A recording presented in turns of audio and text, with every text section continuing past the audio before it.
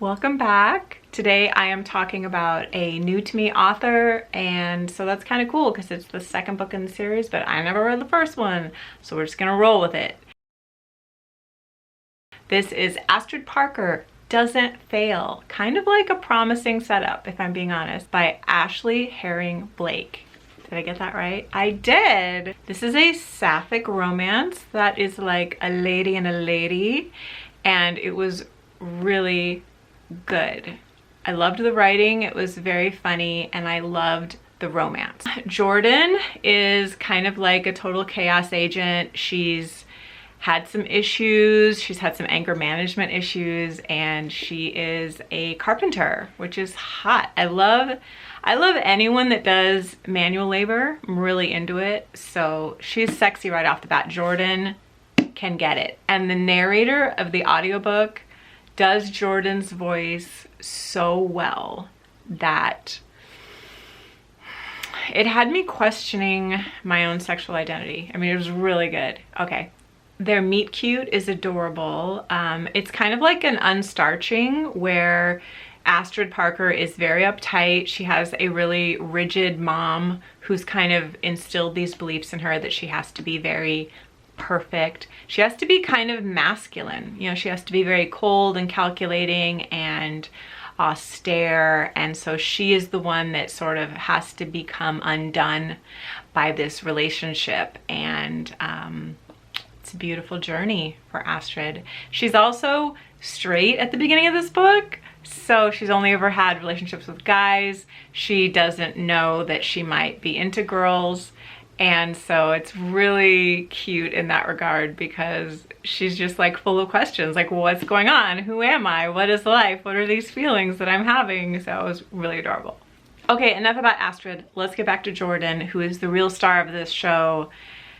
A broken hero who, spoiler alert, literally sets things on fire. Come on.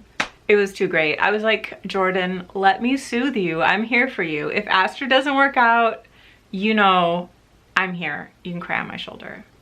But I think Jordan is happy with Astrid and her little vampire tooth and her baby bisexuality. It was really cute. They were an adorable couple, and it was a good, long, slow burn. I have heard that the first book didn't have as much sex. This one has 3 scenes, and they were hot, you know. I am not as experienced a connoisseur of sapphic romance, so I don't have like a lot of experience reading it, but it was really, really well done. There was an intensity to the passion. This is so awkward to talk about. It's like I can read it, but then I have to talk about it and I get all like, oh, I'm blushing. But this book has all the elements of a great enemies to lovers, forced proximity.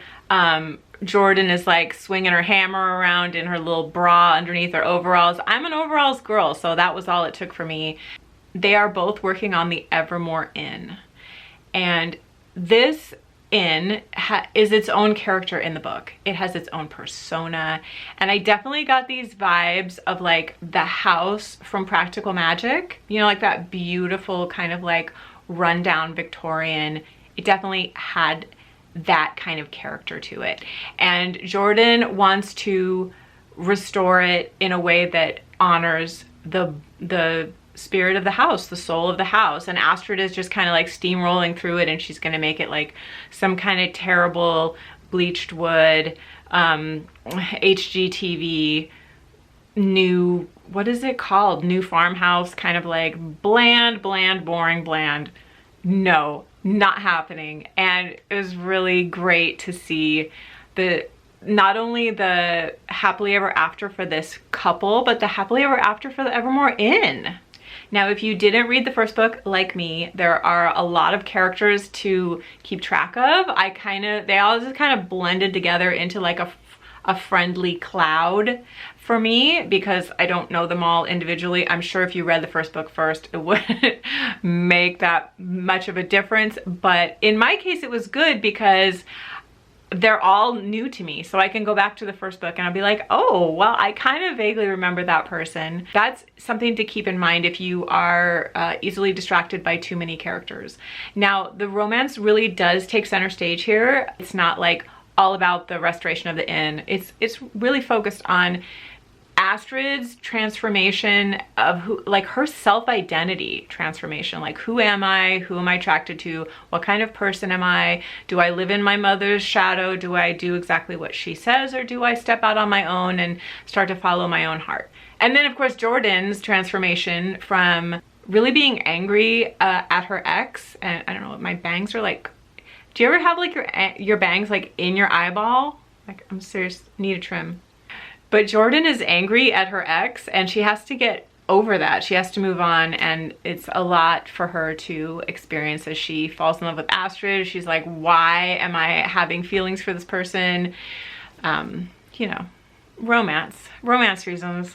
I also love how this book tackles pivoting halfway through your life, realizing that maybe you are bound to go in a different direction, and then having the courage to take the steps in that direction, which is not easy for people. And if you're someone that struggles with decisions or indecision, or that struggles with an overbearing parent who's kind of like, this is who you are and this is how you should be, of course, and you have to kind of break that codependency and build some boundaries for yourself, this is a really inspiring book, I think, in that regard. Plus, I mean, did I mention the really great romance in Jordan and her really sexy voice in this book? Oh my God.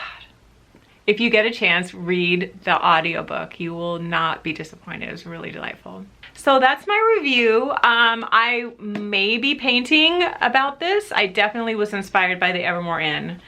The haunted blue lady and the stars and dark wood, dark blue, and I have been inspired by this. So there is a chance, I'm not really sure. If there is, there will probably be like a little box somewhere with the painting demo where I walk step by step through my painting process. I am very inspired by the books I read, and occasionally I want to make a painting about them. So let me know in the comments below, have you ever fallen in love with someone that you are working with on a project or at work or on a house or on an HGTV show? If you have, let me know how that worked out and what it was like. I never have.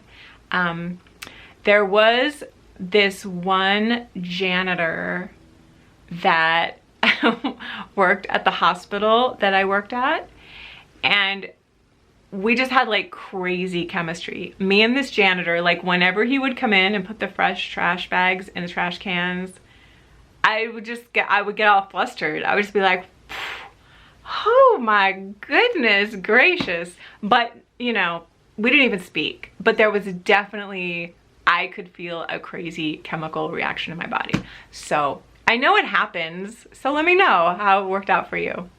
And I will see you in the next video.